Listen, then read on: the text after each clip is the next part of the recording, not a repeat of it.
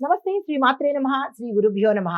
మార్చి నెల 15వ తారీఖు 2025 శనివారం నాటి పంచాంగం ప్రకారము శ్రీ క్రోధినామ సంవత్సరం ఉత్తరాయణం శిశిర ఋతువు పాల్గొన మాసం కృష్ణపక్షం సూర్యోదయ సమయం ఉదయం 6:27 సూర్యాస్తమ సమయం సాయంత్రం 6:22 తిథి పాడ్యమి మధ్యాహ్నం 2:35 వరకు తదుపరి విధియ తిథి ప్రవేశము నక్షత్రం ఉత్తర ఫల్గుని ఉదయం 8:49 వరకు తరువాత హస్త నక్షత్ర ప్రవేశము.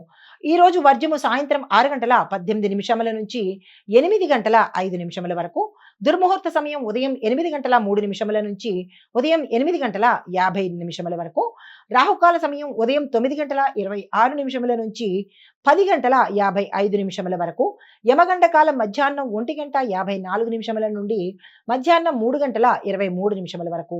బ్రహ్మ ముహూర్త సమయం తెల్లవారుజామున 4:51 నుంచి తెల్లవారి 5:39 వరకు. అమృత ఘడియలు తెల్లవారుజామున 5:02 నుంచి 6:49 వరకు. అభిజిత్ ముహూర్తము మధ్యాహ్నం 12:01 నుంచి 12:49 వరకు. నమస్తే. తదుపరి రాశి కర్కాటక రాశి. ఈ రాశి వారి యొక్క గ్రహస్థితి చంద్రుడు అనుకూలంగా ఉండడంతో మానసిక ప్రశాంతత కలుగుతుంది, ఆనందంగా ఉండబోతున్నారు. ఆర్థిక లావాదేవీలు సక్సెస్ అయ్యే అవకాశం కనబడుతోంది. ఫలితాలు ఆరోగ్య సమస్యలు తగ్గుముఖం పడతాయి. ఆర్థిక లావాదేవీలు చాలా అనుకూలంగా ఉంటాయి. పెట్టుబడులకు శుభ సమయము. శివుని అభిషేకం చేయించుకోండి, సుదర్శన హోమం చేయించుకోండి, లేదు అంటే సుదర్శన మంత్రాన్ని 108 సార్లు చదువుకునే ప్రయత్నం తప్పనిసరిగా చేసుకోండి. తదుపరి రాశి సింహరాశి.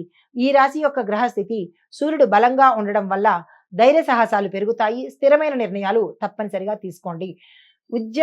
ఉద్యోగ వ్యాపార ప్రగతి కనబడుతోంది. ప్రముఖుల యొక్క పరిచయాలు మీకు సానుకూలమైన ఫలితాన్ని ఇస్తాయి. కుటుంబంలో ఆనందకరమైన మార్పులు చోటు చేసుకుంటాయి. మీకు చెప్పదగిన పరిహారము సూర్య నమస్కారాలు తప్పనిసరిగా చేయండి.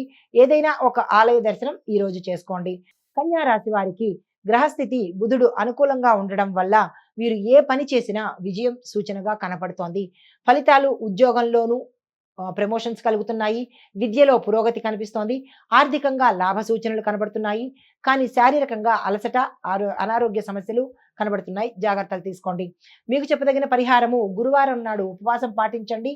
ఏదైనా గురు సంబంధిత ఆలయాలను తప్పనిసరిగా దర్శించుకోండి.